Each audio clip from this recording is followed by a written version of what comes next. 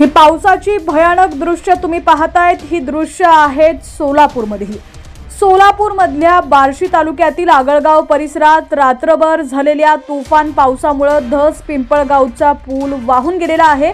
या ठिकाणची ही भयानक दृश्य तुम्ही पाहताय। HPN मराठी न्यूज चॅनलच्या माध्यमातून पावसाची जोरदार बॅटिंग या ठिकाणी झालेली आहे। चांदणी नदीला देखील पूर आलेला आहे।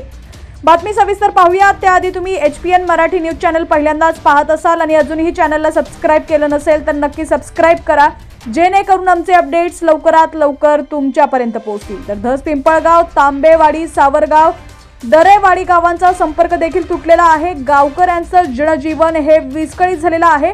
परतीच्या पावसाने या ठिकाणी चांगलीच दमदार हजेरी लावलेली आहे। रात्रभर झालेल्या तुफान पावसामुळे धस पिंपळगावचा पूल वाहून गेलेला आहे। नदीला आलेल्या पुरामुळे नदीवरील पूल वाहून गेलेला आहे।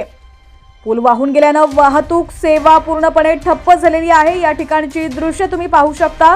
राज्यातील परतीच्या पावसाने वेगवेगळ्या ठिकाणी आपली दमदार हजेरी लावलेली आहे। काही ठिकाणी तर अक्षरशः ढगफुटी सदृश्य पाऊस झालेला आहे। नदी नाले तुडुंब भरून वाहत आहेत। या ठिकाणची दृश्य तुम्ही पाहताय। सोलापूर जिल्ह्यातील आगळगाव परिसरात रात्रभर झालेल्या तुफान पावसामुळे धस पिंपळगावचा पूल वाहून गेलेला आहे।